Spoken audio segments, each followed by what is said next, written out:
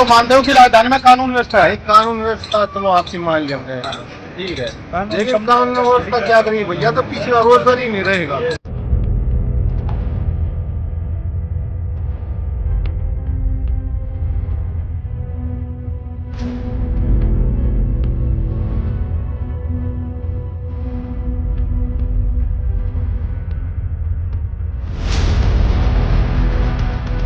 इसकी राजधानी में जहाँ प्रति व्यक्ति आय में देश में सर्वोत्तम स्थान है, वहीं आप देख सकते हैं ये जो जवाब आपने सुने, ये कहीं ना कहीं एक मेहनताने का दर्द है, एक एम्प्लॉय होने का दर्द है, एक समर्पण का दर्द है।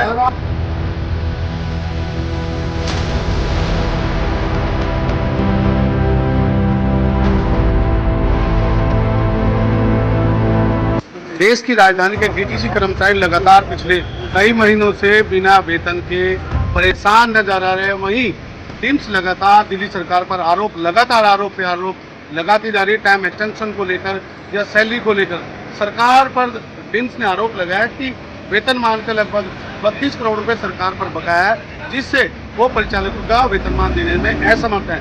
सरकार के सामने लगा नमस्तक होती टिम्स आखिर कर्मचारियों से जानते भी मौजूद किया देश की राजधानी के कैर क्लस्टर डिपो में, जहां परिचालकों का एक समूह है। उनसे जानते हैं, आपका नाम? प्रवीण जी, कब से वेतन नहीं मिला? अभी तीसरा महीना चल रहा है। दिल्ली लेबर बायलॉज अनुमति करता है कि जहां वेतनमान 1 महीना रुकना भी कानून अपराध है, वहां आप 3 महीने से अपने परिवार को किस तरीके से चलाते हैं? बस चला रहे, किसी से उधार मांगते हैं, एक दूसरे से लेकर अपना काम चला रहे हैं। तो बच्चों का स्कूल या एडमिशन कहीं एडमिशन कोई उधार लेके कर रहे हैं। तो सरकार डिपार्टमेंट द्वारा आपको क्या आश्वासन और भरोसा दिलाया जा रहा है? भरोसा यही है, अफसरों से बात होती है, उनकी तो ऑडियो क्लिप भी होगी, उन्होंने बोल दिया कोई सरकार नहीं दे रही पैसे।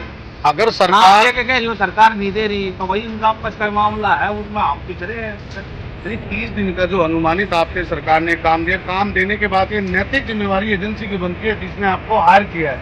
जिम्मेदारी देश में है कहाँ, गुलामी काट रहे हम, कोई हमारा हिसाब किताब नहीं, क्या हमें मिलता आगे से आता है, क्या हमारा कटता है, क्या मिलता है, कोई कह नहीं। अपन इतने दिन हो गए सब आपस में एक दूसरे से वही बात अपना तो शेयर करते हैं, वही यार इतना क्या करें। पिछली सरकार ने, जहां पिछली केजरीवाल सरकार लगातार वेतन को लेकर इस तरीके का टकरा नहीं आया, तो आप विकसित दिल्ली करने का सरकार ने वादा किया, विकसित दिल्ली, सभी को रोजगार, सभी को सामर्थ्य, लेकिन यहाँ परिचालकों का पूरी राजधानी में बहुत बुरा हाल है। नहीं ठीक है भाई, अब सिस्टम चेंज हो रहा है, गाड़ी पुरानी हो रही है, चेंज होगी, वो आप भी समझते भाई इनका हिसाब किताब का कोई होगा मसला, पर इतना लंबा नहीं छोड़ना चाहिए ना। पहले कभी हुआ ही नहीं, 11-12 साल में पहली बार हुआ है, नहीं तो हो जाता रहेगा। डिपार्टमेंट इतना लेट नहीं होता था। और अब भाई नाम नितिन जी, इतने लंबे समय से कितना समय आपको हो गया? अच्छा जी, तो माहौल कैसा रहा? वेतनमान को लेकर परिवार को कैसे चलाते हो? चाहे राशन हो, फीस हो, स्कूल की किराया हो, या लोग किराए पे राजधानी में रहते हैं, उसका कैसे भरपाई करते हैं? अब तो 3 महीने हो चुके हैं, बहुत बुरा हाल हो रहा है। अब तो वो हालत हो गई है कि हम किसी को पैसे मांग रहे हैं, उधार ही है। तो सरकार 3 महीने से सैलरी नहीं आ रही है। सरकार और आपकी एजेंसी जो पैरा ग्रीन है, इनका क्या आश्वासन है जो लगातार आपसे सिक्योरिटी फंडिंग पहले से ले रखा है, उसके लिए क्या मामला? कोई जवाब नहीं है, ये बात बोल करके हमारे उठाते हैं सरकार द्वारा पहले पेशेंट बनाया, आप ये कैसा आरोप लगा रहे हैं? आप सेवा में है? अच्छा, 11 साल से पहले कभी आई सरकार, पुरानी सरकार में नई सरकार बनने के बाद सरकार लगातार आश्वासन दे रही है कि हम विकसित दिल्ली बनाएंगे, देश राजधानी में कोई बेरोजगार नहीं रहेगा, वर्ल्ड क्लास सुविधाएं बनाएंगे, लेकिन 6 महीने में अपराध कहे, रोजगार कहे या अन्य सभी प्लेटफॉर्म पर सरकार फेलियर नजर आती है। उसमें आप क्या कहेंगे? आप लोगों को गंतव्य स्थान से दूसरे स्थान होते हैं, क्या आपको लगता है कि आपके जो किया जा रहा है वो क्या नैतिक आधार पर ठीक है? सर हमारी सैलरी नहीं आ रही, 3 महीने हो गए, कहाँ से कहाँ से उनकी फीस भरे, क्या? तो पारिवारिक तनाव आपको रोजगार पर भी दिखाई दे रहा है। अभी जानते हैं आपका नाम। मेरा नाम नितेश जी, क्या क्या परेशानी यहाँ झेलने को पड़ रही है? सबसे बड़ी परेशानी है भाई, हम घर से आते हैं, अगर नो ड्राइवर में बस हैंडअप हो जाती है, 4-5 घंटे की वेटिंग होती है, 5 घंटे 6 घंटे की, उसके बाद वापस घर जाना पड़ता है खाली हाथ। खाली यार। 150 रुपये का तेल भी लगता है और घर से पूरा टाइम देते हैं और फिर भी कुछ नहीं, घर का अपना काम भी छोड़ते हैं, फिर भी यहाँ से वापस खाली हाथ वापस जाएंगे। तो क्या सभी लोगों को, देश की राजधानी जहाँ जागरूकता के मामले में पूरे देश में नंबर 1 है, क्या लेबर बाइलॉज की जागरूकता नहीं है आप लोगों को? लेबर बाइलॉज है पर करेंगे। कानून की राजधानी में लेबर कमिश्नर बैठते हैं, हर 6-6 किलोमीटर पे लेबर कमिश्नर का ऑफिस बना हुआ है, जहाँ पर अपनी लिखित शिकायत अपडेट करा सकते हैं, नोटिस पे उनको बुला सकते हो, नोटिस से जवाब मांग सकते हो, आखिर काम करने के बाद वेतन क्यों नहीं? अगर हमारे अंदर यूनियन हो, कोई बात हो, उसी लेवल पे बात हो, बस मतलब एक बंदा कोई ऑब्जेक्शन लगाएगा कल से आप एक बात देखो, ये वो यहाँ खड़े हो के बोलने लायक भी नहीं होगा, दोबारा यहाँ मिलेगा ही नहीं।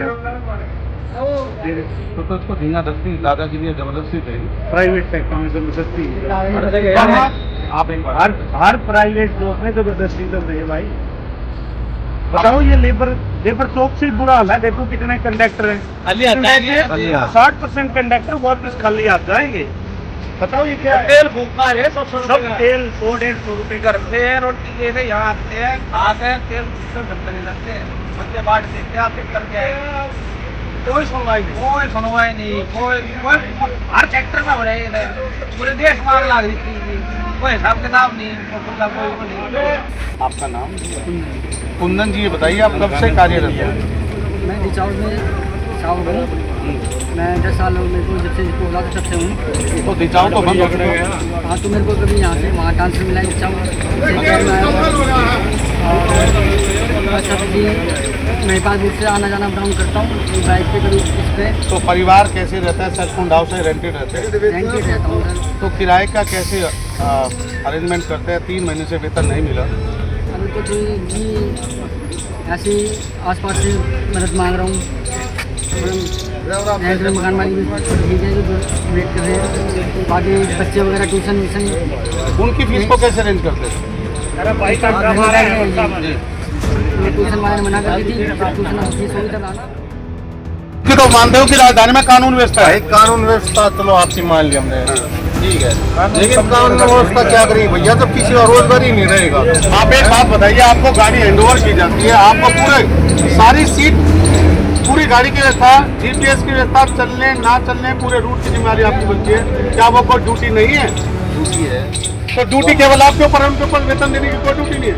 ड्यूटी तो हमारी है, तो हमारी ड्यूटी है, हम अपनी ड्यूटी पूरी करते हैं, लेकिन ये बात कंपनी जो सरकार है या डैम से इनकी जो आप उसकी बातचीत है, वो यही बात जाने भैया इस सिलसिले में क्या भाई, यानी ये मान के चलो एक समाज से कम ये नहीं तो 4-5 हज़ार से भी कम से कम बचत करते हैं जी, ठीक है।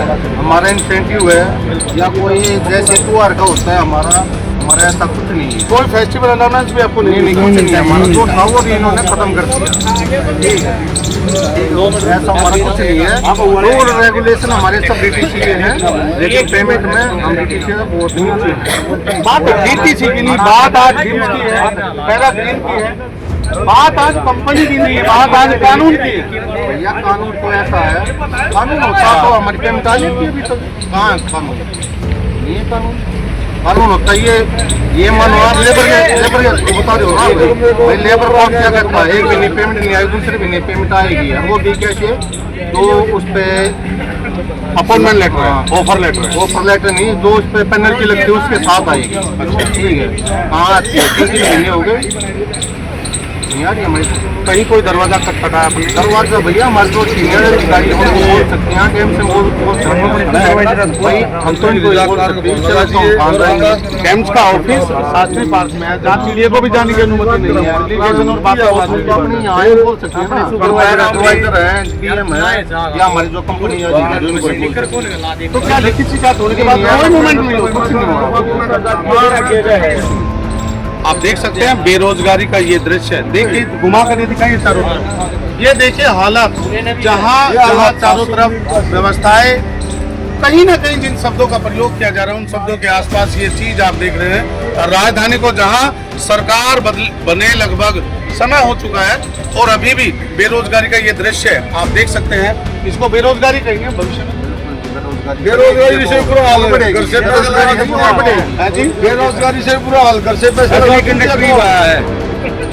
आप ये देखें, घर से पैसे लगाओ और चूतिया को ये देते सवाल 80 किलोमीटर बाइक से आते हैं यहाँ पे, 80 किलोमीटर चलाने के बाद पेट्रोल से चलती हो, पानी से नहीं चलती और सैलरी नहीं आती 3-3 महीने। आपका नाम? सुनील जी, आपका वेतनमान आया? मेरा तो ड्राइवर हूँ,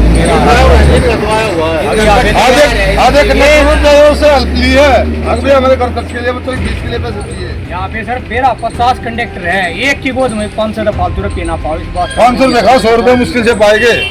अच्छा जी, ऐसा काम हो रहा है। देश की राजधानी में जहां प्रति व्यक्ति आय में देश में सर्वोत्तम स्थान है, वहीं आप देख सकते हैं ये जवाब आपने सुने, ये कहीं ना कहीं एक मेहनताने का दर्द है, एक एम्प्लॉय होने का दर्द है, एक समर्पण का दर्द है, एक ईमानदारी का दर्द है, एक सच्चाई का दर्द है, अपने दायित्व को निभाने का दर्द है। जहां लगातार सरकार और यही क्लस्टर डिपो जब जीपीआर नहीं चलता पैसे डिडक्ट कर लेती है, गाड़ी का शीशा टूट जाता है तब जुर्माना लेती है, और डिडक्शन कई बार करने के बाद क्या ये सभी बातें सच हैं जिनको लेकर लगातार पैसे काट लिए जाते थे?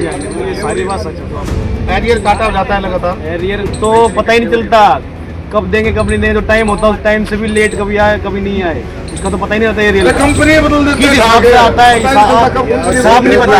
यहाँ पे जितने भी बैठे हैं ना, सबसे पूछ लो आप किसी की तनख्वाह कितने हिसाब से आता है, किसी को भी नहीं पता। किसी भी एक ड्राइवर को पकड़ के पूछ लो तनख्वाह कितनी है, किस हिसाब से कोई भी अपने एक्यूरेट सैलरी पर डे की एक्यूरेट नहीं बता पाएगा कि पर डे का हमारा वेतन क्या है। आप देख सकते हैं जहां अभी राजधानी में पिछली सरकार से लेकर शिला सरकार से लेकर केजरीवाल सरकार और अभी रेखा सरकार, तीनों के बीच लगातार नुमाइंदगी के बाद कलेक्टर और डीटीसी की सेवाएं रही। लेकिन आपने सुना जहां आरोप लगाया जा रहा है कि हमें अपना तय वेतनमान की भी जानकारी नहीं है, जहां सबलेट एजेंसी का अगर जिक्र करें, जैसे अभी ठेका कलेक्टर को है, कलेक्टर ने दूसरी एजेंसी को दे देते हैं, दूसरी तीसरी को ट्रांसफर कर देते हैं, जिससे एम्प्लॉय को अपने अधिकारों से की जानकारी ही ना मिले और किसी भी द्वार से वो उनको घेरने में सक्षम ना रहे।